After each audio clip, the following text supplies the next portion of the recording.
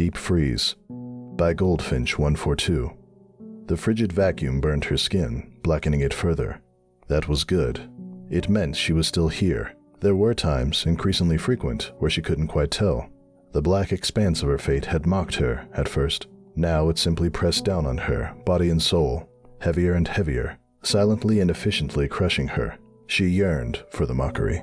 Now, at least, the dull blue-green of her horn, duller than yesterday, brighter than tomorrow, if there was one, kept her company in her final days. Not even the nightmare, with all its charm and guile, had remained. It had fled long ago, escaping her frail, dying body to find another victim. She could see every bone, now, with what vision she had left. Every rattling expansion of her ribcage was a losing battle with death. She deserved it all. She knew this, for her sister had said so. Luna! You must lower the moon! It is your duty! The nightmare laughed. Duty, sister? I have but one duty now. To destroy you!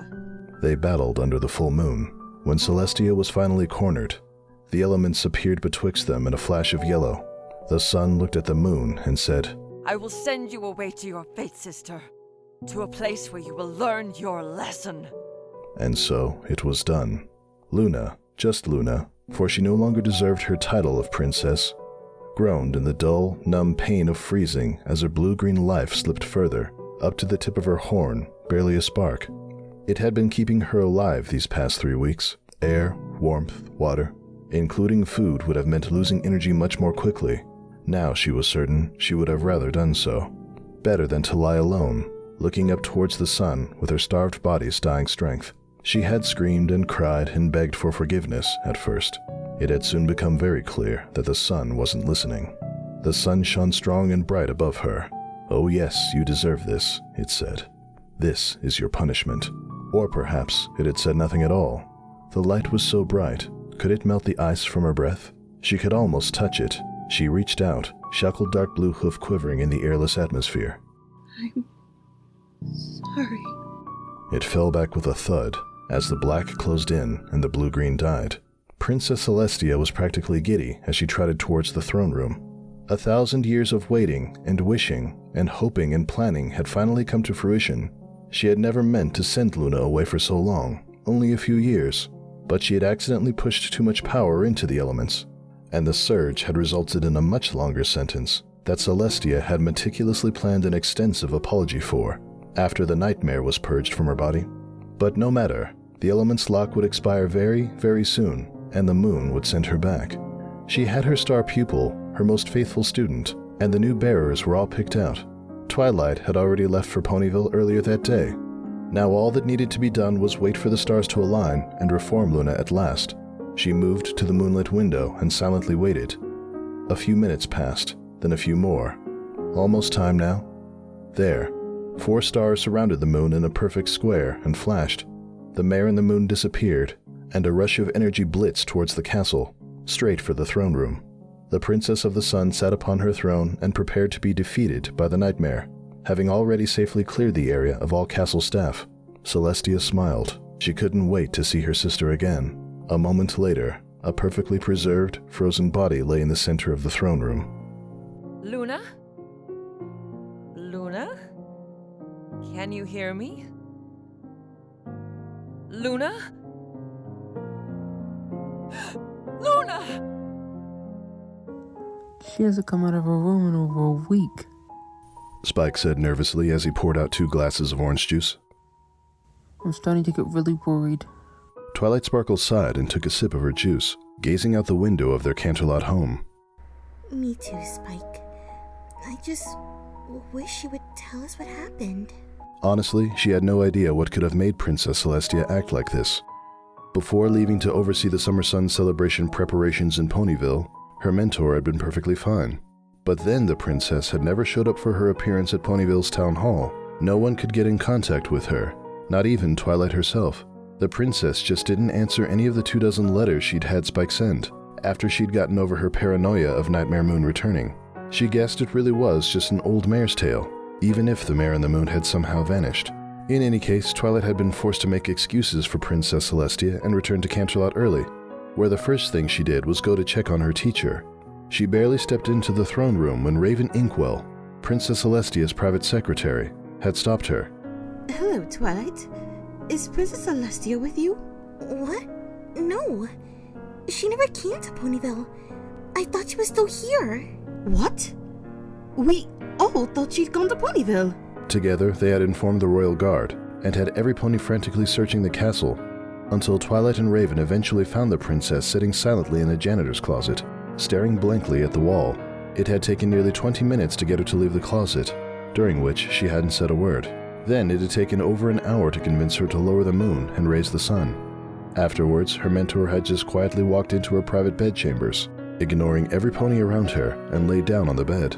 That was when she sent them away, and the castle's royal guard took over watching her.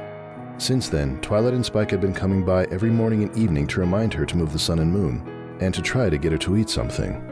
Then they would ask Princess Celestia what was wrong, and she would just stare at them, with haunted eyes, and send them away again.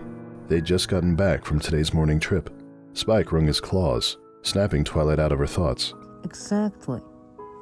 We don't know how to help her, and we can't find any pony who can. We'll try again this evening.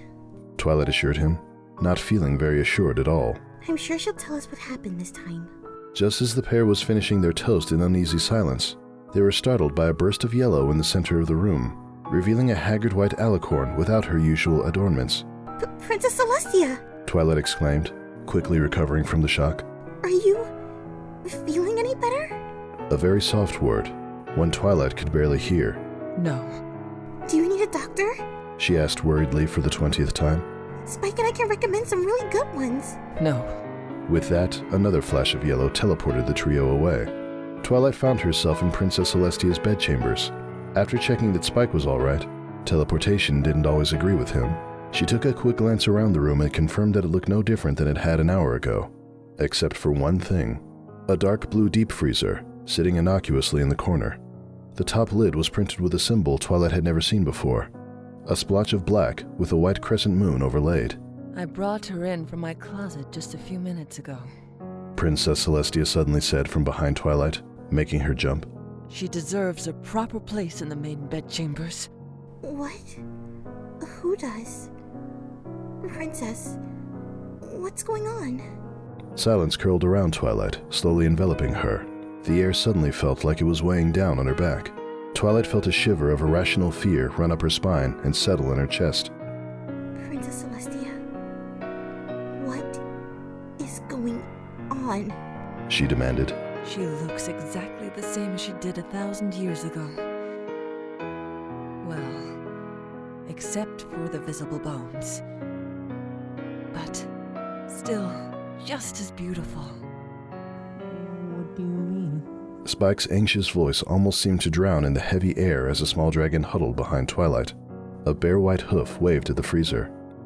Go on. Say hello. I don't believe you've ever been properly introduced. Twilight looked at the freezer and took a deep breath, trying to calm her nerves. Spike, stay here. Spike nodded, still looking on edge. As the unicorn approached the freezer, the trickling feeling of something being horribly, horribly wrong grew stronger. It was near unbearable when she was standing right in front of it a moment later. Telling herself it would be fine, she lit her horn and slowly lifted the lid with a soft creak. Twilight stared in mute horror at the dead body laying inside. She almost looked as if she were asleep, if ponies could sleep with their eyes open. A razor-thin layer of ice smoothly coated her, casting a shimmery sheen over her deep blue coat. Her long horn nearly touched the sides of the freezer, and her wings were neatly folded at her sides. A small jet-black tiara sat in her cloudy blue mane. A petrel of the same color, though with a white crescent moon, wrapped around the base of her neck. Trails of tears were frozen forever on her cheeks. Twilight barely heard Spike call out to her as she met the body's eyes. Blue-green despair and regret bored into her soul, paired with quiet acceptance. The body would have been beautiful if every bone in her body wasn't prominently visible. It twisted her beauty into something unsettling and grotesque. Twilight jerked violently when a hoof fell on her shoulder and snapped her head around to look up into Princess Celestia's face. The princess's smile didn't quite reach her empty eyes. Her name is Princess Luna, and she's my sister. I'm sure you'll all be great friends. Your fear, it's so delicious. I can't wait to have more of it.